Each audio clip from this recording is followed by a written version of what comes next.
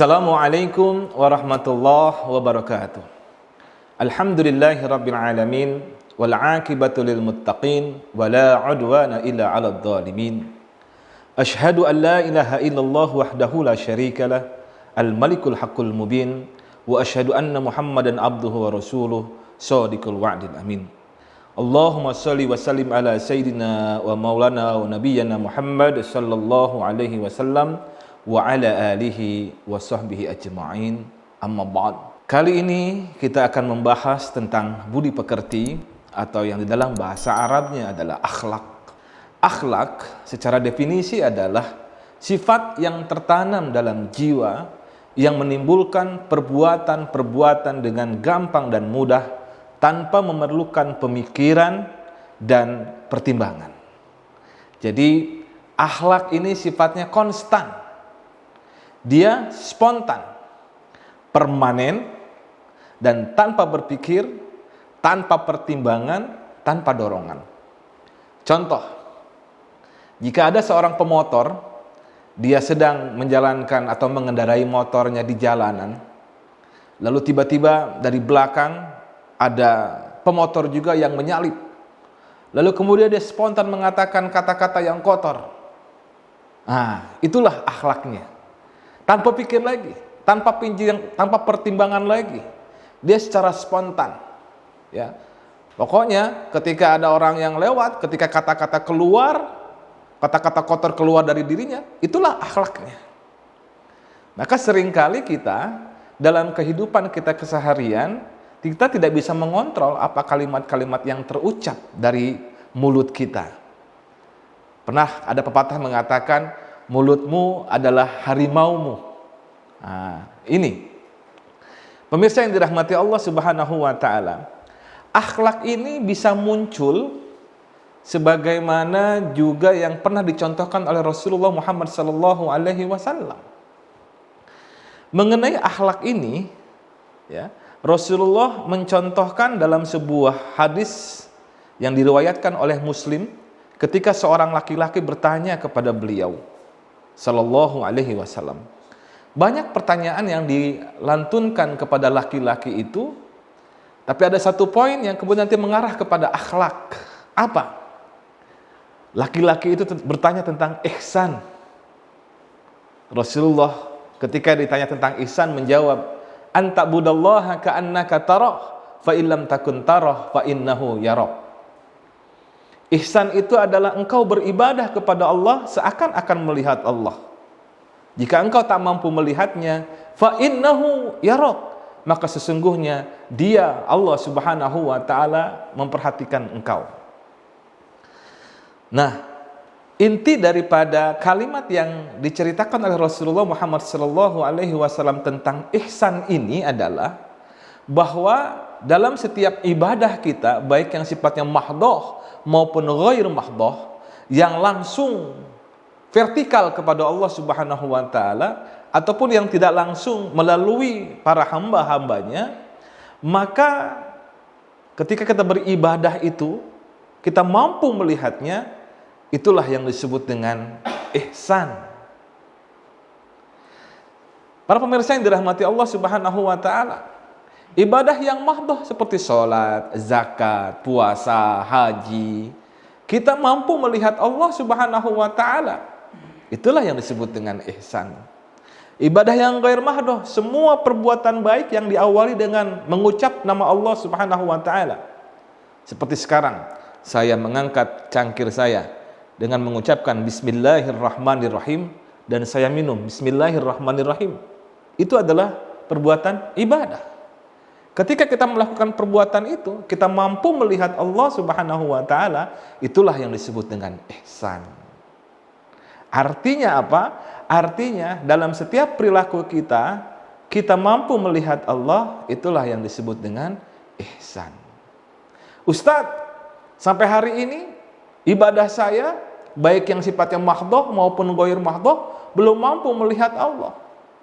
Dan bukankah ada kalimat yang mengatakan bahwa Allah Subhanahu wa taala zatnya tidak bisa dilihat? Betul. Allah Subhanahu wa taala zatnya tidak bisa dilihat. Ya. Tetapi Allah Subhanahu wa Ta'ala bisa kita rasakan dan melihatnya tidak dengan mata kepala kita, melihatnya dengan mata batin kita, melihatnya dengan basirah. Maka melihat Allah Subhanahu wa Ta'ala dengan cara mempertajam basirah kita. Bagaimana melatih basirah kita? Di mana basirah itu? Di dalam kolbu. Maka perlu kita melakukan manajemen terhadap kolbu kita agar kolbu kita menjadi lebih bersih, sehingga dalam ibadah-ibadah kita baik yang mahdhah maupun yang ghair mahdhah itu kita nanti mampu melihat Allah Subhanahu wa Ta'ala. Sekarang kalau kita tak mampu melihatnya, Rasulullah bilang, fa illam takun tarah fa innahu yarak. Jika engkau tak mampu melihatnya, sesungguhnya Allah Subhanahu wa Ta'ala memperhatikan engkau. Dan dengan demikian, ibadah kita yang mahdhah maupun yang ghair mahdhah, dan kita selalu merasa diawasi oleh Allah Subhanahu wa Ta'ala, maka memunculkan sikap kesadaran bahwa kita selalu diawasi oleh Allah Subhanahu wa Ta'ala. Nah, kesadaran akan selalu diawasi oleh Allah Subhanahu wa Ta'ala kalau dipupuk lebih awal, lebih dini, itu akan menumbuhkan akhlak. Nasib kita, bahasa Inggris destiny, itu ditentukan oleh karakter, ditentukan oleh akhlak. Kita menjadi seorang pencuri misalkan, itu disebut sebagai pencuri karena akhlaknya suka mencuri. Kita suka disebut berbuat baik oleh orang lain karena memang wataknya, karakternya adalah suka berbuat baik. Dan itu bisa dipupuk, bisa dilatih. Karena karakter, watak itu diawali oleh aksi yang dilakukan secara berulang-ulang. Hadis Rasulullah Muhammad sallallahu alaihi wasallam, "Inna ahabbal a'mal ilallahi adwamuha wa in qalla." Sesungguhnya pekerjaan yang paling dicintai Allah Subhanahu wa Ta'ala adalah yang dawam. Dawam bahasa kita, bahasa Jawa namanya ajek. Bahasa Inggrisnya adalah continue, berkesinambungan. Jadi pekerjaan yang paling dicintai Allah Subhanahu wa Ta'ala adalah yang ajek, yang dawam, wa in qalla, walaupun sedikit. Nah, hubungannya dengan karakter, apabila kita mampu melakukan kegiatan yang berulang-ulang, sehingga kegiatan itu, perilaku kita itu menjadi kebiasaan kita, menjadi habits kita, itulah dia akan membentuk karakter. Contoh yang tadi, seseorang yang pemotor yang disalib oleh pemotor lainnya, dan kemudian keluar kata-kata kotor, bisa jadi di lingkungan keluarganya dia terbiasa mengucapkan kata-kata kotor. Sehingga di dalam kegiatan kesehariannya dia terbiasa melakukan itu, terbiasa mengeluarkan kata-kata kotor. Sehingga itulah menjadi akhlaknya. Itu bisa diubah dengan cara membiasakan kehidupan pribadi, kehidupan keluarga untuk mengucapkan kalimat-kalimat yang baik. Ini tidak ada bedanya dengan orang yang latah. Orang yang latah ketika dikagetkan, maka kalau dia di lingkungan biasanya mengucapkan kalimat-kalimat kotor, maka kalimat-kalimat kotor itu yang akan muncul. Tetapi kalau kita biasakan kalimat-kalimat yang baik selalu ada dalam kehidupannya, maka yang keluar adalah kalimat-kalimat yang baik. Itu bisa diubah. Maka pemirsa yang dirahmati Allah Subhanahu wa Ta'ala, untuk akhlak ini Rasulullah Muhammad sallallahu alaihi wasallam di dalam hadis yang diriwayatkan oleh Baihaqi, dan sering kita dengar hadis ini, innama bu'itstu liutammima makarimal akhlak. Sesungguhnya aku diutus untuk menyempurnakan akhlak yang mulia. Rasulullah Muhammad sallallahu alaihi wasallam diutus kepada umat adalah untuk menyempurnakan akhlak yang mulia. Caranya dengan apa? Tugas Rasulullah Muhammad sallallahu alaihi wasallam ada 3. Sebagaimana dalam Quran surah Al-Baqarah ayat 151. A'udzu billahi minasyaitonir rajim. Kama arsalna fikum rasulan minkum yatlu 'alaikum ayatina wa yuzakkikum wa yu'allimukumul kitaba wal hikmah. Sebagaimana telah kami utus kepada kalian seorang utusan dari golongan kalian. Tugasnya ada 3. Yatlu alaikum ayatina, yaitu menceritakan kepada kalian ayat-ayat kami. Wa yuzakkikum, yang kedua adalah melakukan pensucian kepada kalian.